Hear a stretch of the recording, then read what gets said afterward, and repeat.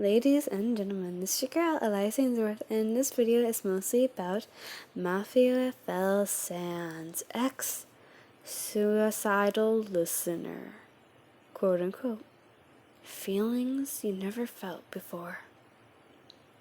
Until then. Quote unquote, this is going to be about, I think, 10 parts or 5 parts, I don't know. I just hope you guys enjoy this. And this is about Mafiafell Sans. And, well, yeah, it's mostly made from a new comic book, mostly came out on YouTube. Sooner or later you will be mine if you want to go see it. I support the person who made that comic book. I support you, and well, this is what I thought of, so I hope you enjoy. Let's begin. You're mostly a person who didn't really feel love and care and kindness or anything, and in this world, you only remembered some of your friends died from, well, the mafia around your city. And well, all your friends were the people who cared about you more than anything. But your family, your mom and dad, they really didn't care for you. They didn't want you, they were abusive, and you didn't trust people around you. And well, you wrote a letter to them to make them know if they still care for you or not. And it said you were going to jump off a bridge to end your life and to end your suffering. But you did not tell them where the bridge is. You were walking to the place where the bridge was, and it would be the last day you would live. But when you got to the bridge and lifted up, you didn't notice someone was walking behind you. And then you let go of the rails, and you felt something grabbed you from behind and yoinked you out of the air. You woke up mostly in the arm of a mobster? You kinda got confused, but he said, "What are you doing? Why are you ending your life by this?" You didn't know what to say except for, "I did not want to live. I don't know anything." Well, he puts you down, and you sit down next to him on a bench on the bridge. "Well, by the world, you should know. Ending your life for a dumb reason should not be that easy. Tell me what happened." You told him your life story, and he understood. He nodded and got to know you more. But you wanted to ask him, why would a mobster not want you to die? Oh, you know your parents. You nodded and asked him, yeah, why? Your parents sold you. You were shocked, but you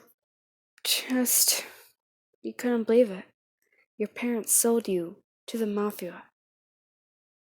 Mostly, you didn't know what kind of one, but you knew he was probably part of one of them because he had a golden tooth, a nice suit with a red outer coat, and, well, a lot of rings, golden rings.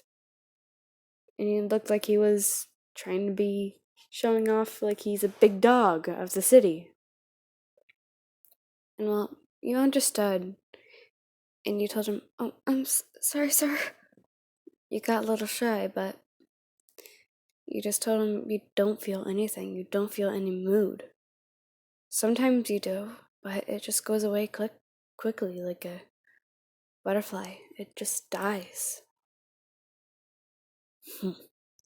Well, come on. I'll show you to your new home now. He grabs your hand and you walk with him. You mostly let him take control of where you were going, and you kinda didn't mind it. You felt like a gentle squeeze, like a gentle, soft squeeze on your hand. It felt nice for you. It felt like nothing in the world can make this end, except for when you guys got to the place because he teleported, mostly, in a blare of red smoke. You coughed when he did, and you got a little dizzy. Then you coughed from the smoke he used to teleport. Sorry about that. Yeah, come on. He opens the door, and you see a big, tall skeleton. Sans, where have you been?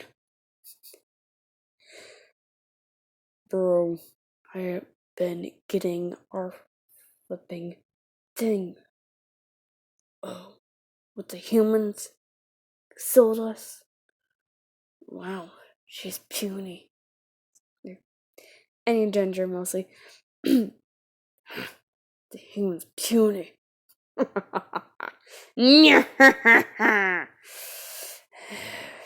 Well, here.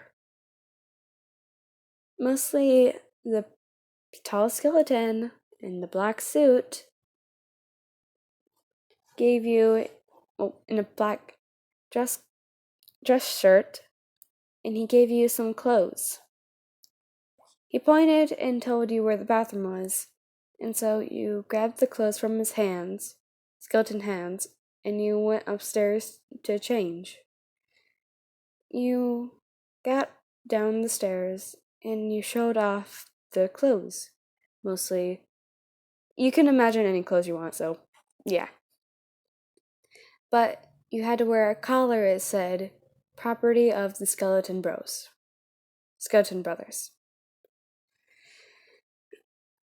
And so you understood you had to wear that collar all the time. The tall skeleton you remember you met, and when he told you you were sold, he walks up to you and tells you, my name's Sans, like my brother said.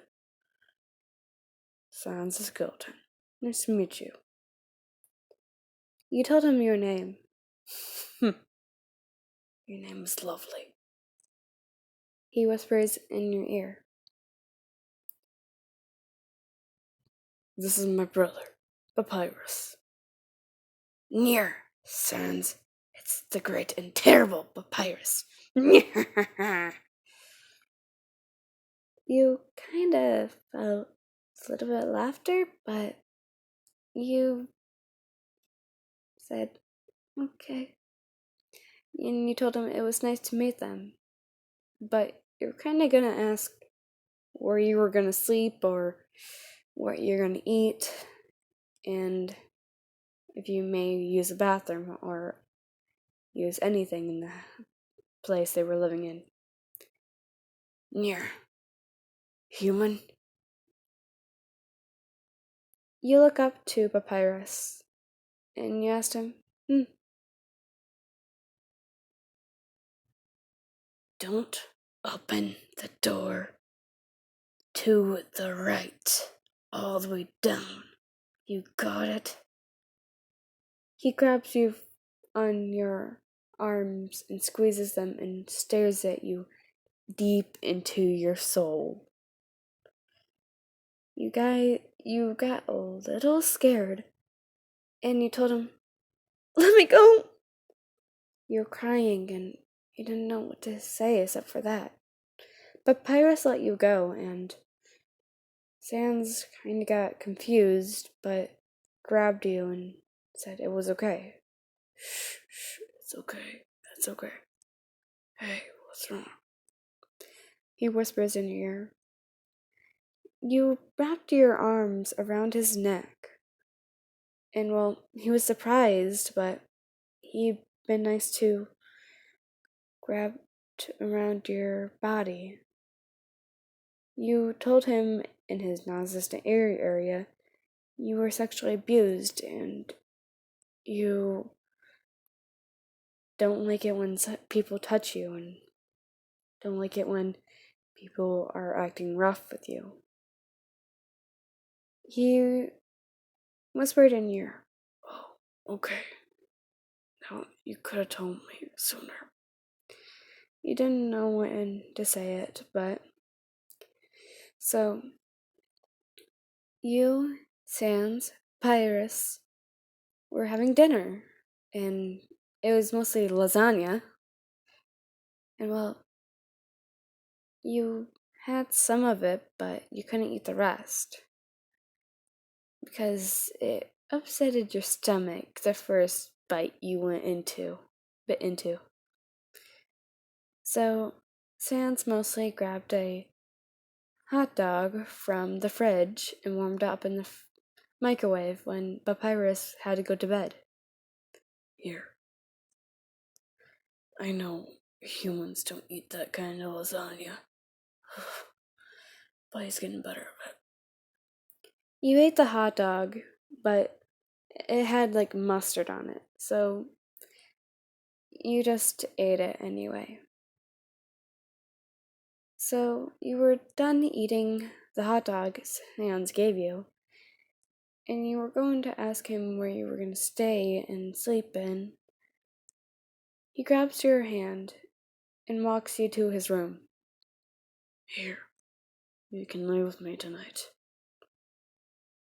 You told him, okay.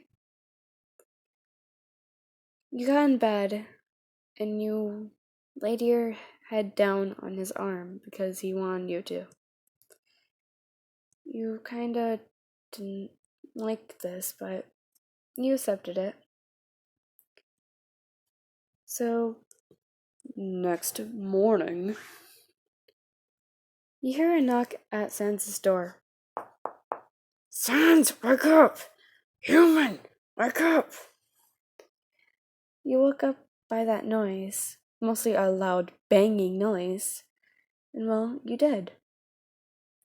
Sans was still sleeping, so you shaked his body, rocking it side by side, left and right, until he opened his eye sockets. He looked to his left, and he saw you. Oh, good morning, your name. He gets up and gets ready for the day. You watched him get undressed, but he didn't know you were watching him.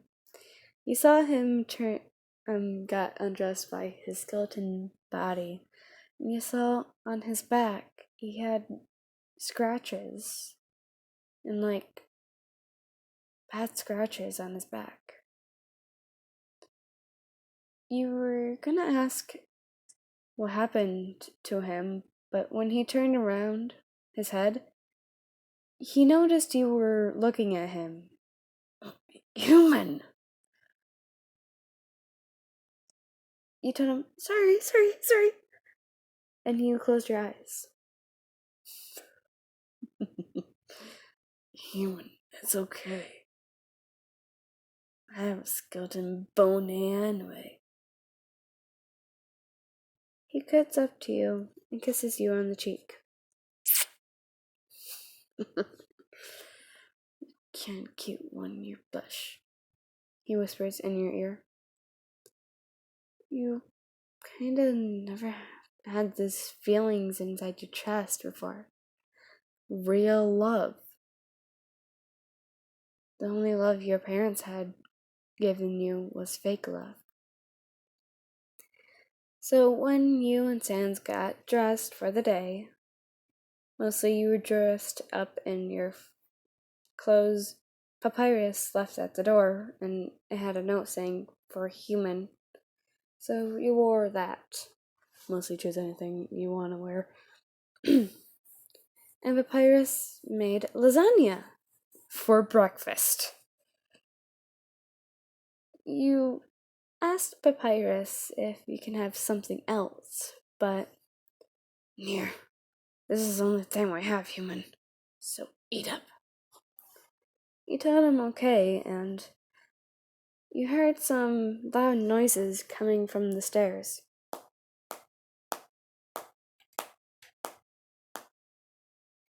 It was footsteps mostly going down the stairs, but like big feet going down.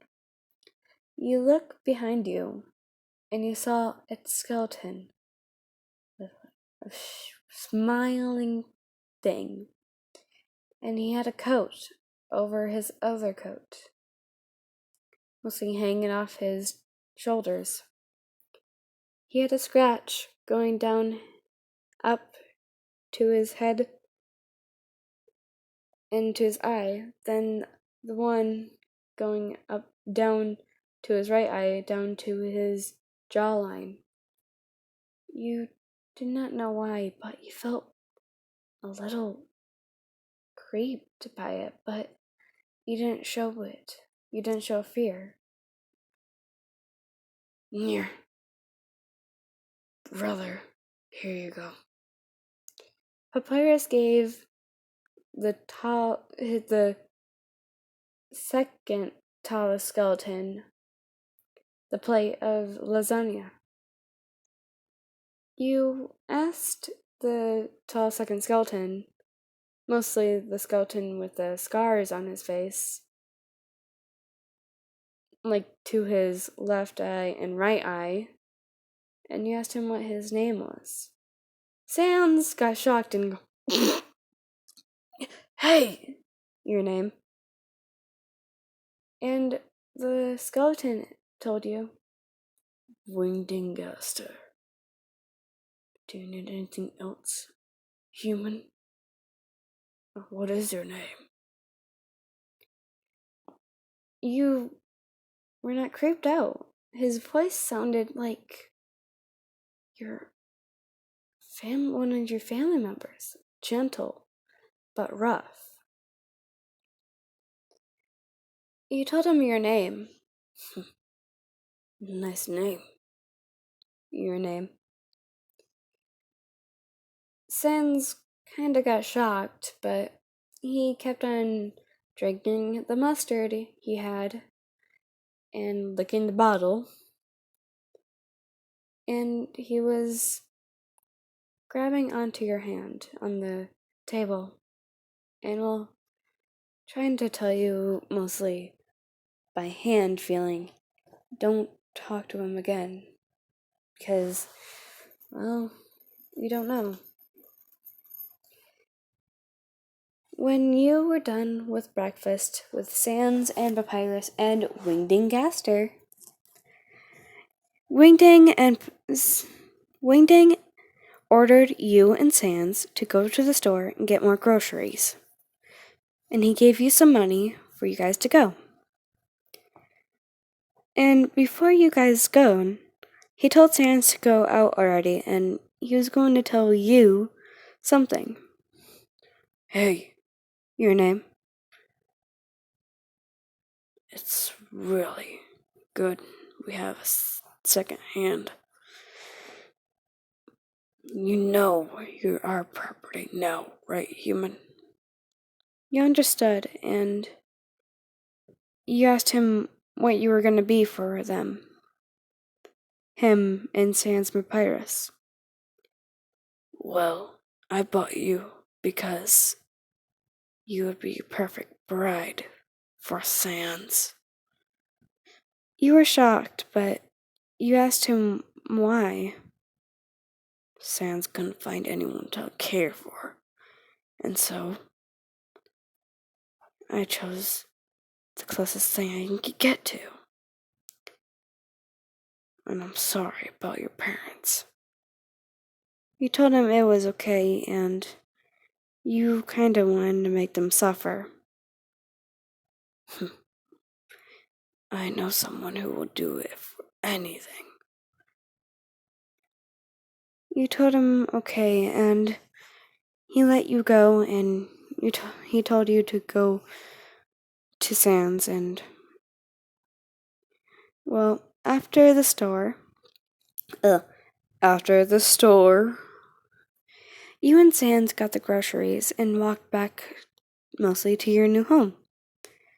You called it home mostly.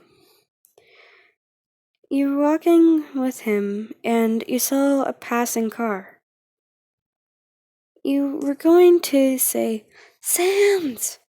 But out of nowhere, someone pulls out a gun by rolling down the window, and you heard a car crash. You closed your eyes before you heard the car crash, and you felt a big arm around your body.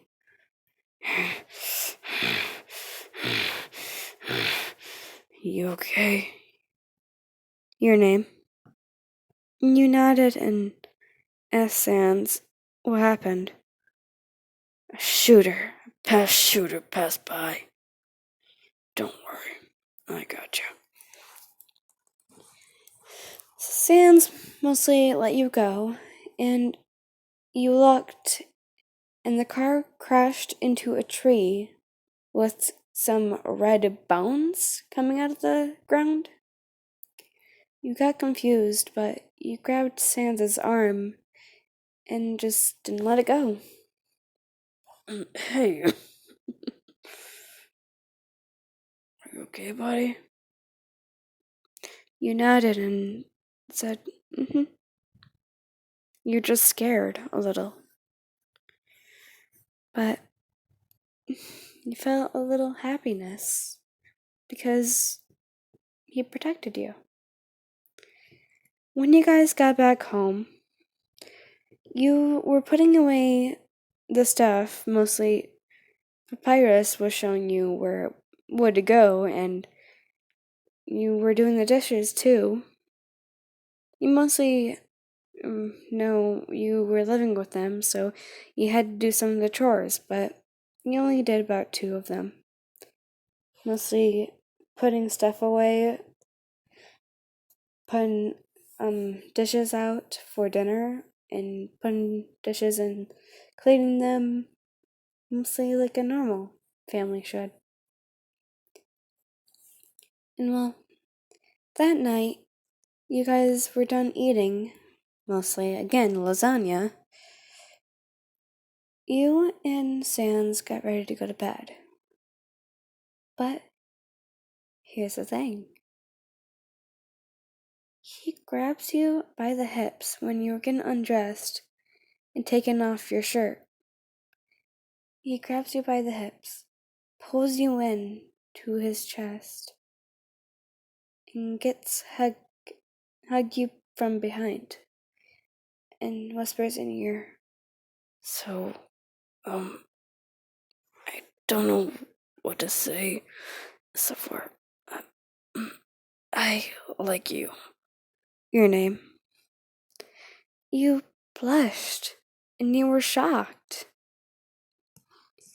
You didn't know what to say except for,